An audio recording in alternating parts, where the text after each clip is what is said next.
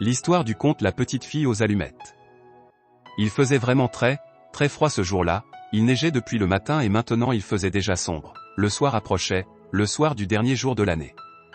Au milieu des rafales, par ce froid glacial, une pauvre petite fille marchait pieds nus dans la rue.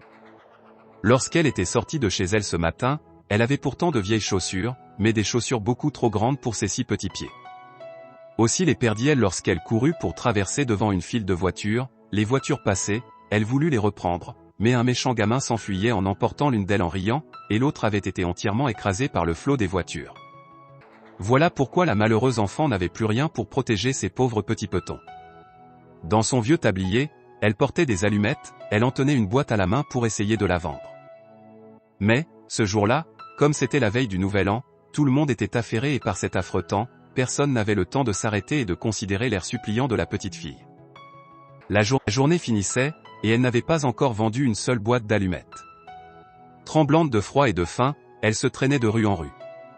Des flocons de neige couvraient maintenant sa longue chevelure. De toutes les fenêtres brillaient des lumières et de presque toutes les maisons sortait une délicieuse odeur de volaille qu'on rôtissait pour le festin du soir. Après avoir une dernière fois offert en vain son paquet d'allumettes, l'enfant aperçut une encoignure entre deux maisons.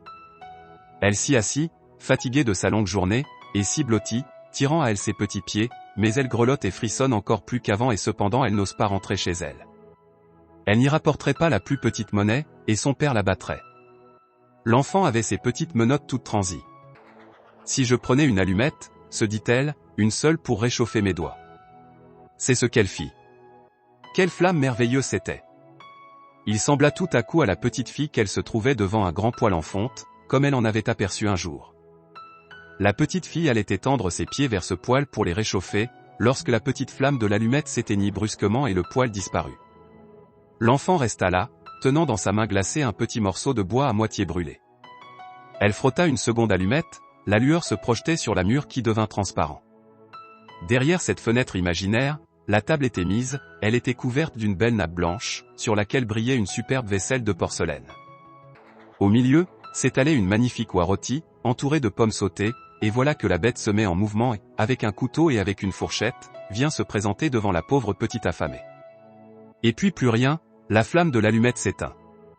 L'enfant prend une troisième allumette, et elle se voit transportée près d'un splendide arbre de Noël. Sur ses branches vertes, brillaient 1000 bougies de couleurs, de tous côtés, pendait une foule de merveilles. La petite fille étendit la main pour en saisir une, l'allumette s'éteint. L'arbre semble monter vers le ciel et ses bougies deviennent des étoiles. Il y en a une qui se détache et qui redescend vers la terre, laissant une traînée de feu. Voilà quelqu'un qui va mourir, se dit la petite. Sa vieille grand-mère, la seule personne qu'il avait aimée et chérie, et qui était morte tout récemment, lui avait raconté que lorsqu'on voit une étoile qui file vers la terre cela voulait dire qu'une âme montait vers le paradis. Elle frotta encore une allumette, une grande clarté se répandit, devant l'enfant, se tenait la vieille grand-mère. « Grand-mère » s'écria la petite, « Grand-mère, emmène-moi. » « Oh ! Tu vas aussi me quitter quand l'allumette sera éteinte, tu vas disparaître comme le poêle si chaud, l'oie toute fumante et le splendide arbre de Noël. Reste, s'il te plaît. Ou emporte-moi avec toi. » Et l'enfant alluma une nouvelle allumette, et puis une autre, et enfin tout le paquet, pour voir sa bonne grand-mère le plus longtemps possible. Alors la grand-mère prit la petite dans ses bras et elle la porta bien haut, en un lieu où il n'y avait plus ni froid, ni faim, ni chagrin. Le lendemain matin, les passants trouvèrent sur le sol le corps de la petite fille aux allumettes, ses joues étaient rouges, elle semblait sourire, elle était morte de froid, pendant la nuit qui avait apporté à tant d'autres des joies et des plaisirs. Elle tenait dans sa petite main, toute raidie, les restes brûlés d'un paquet d'allumettes. « Quelle petite sotte !» dit un sans-cœur. Comment a-t-elle pu croire que cela la réchaufferait? D'autres versèrent des larmes sur l'enfant, mais ils ne savaient pas toutes les belles choses qu'elle avait vues pendant la nuit du Nouvel An. Ils ignoraient que, si elle avait bien souffert, elle goûtait maintenant, dans les bras de sa grand-mère, la plus douce félicité.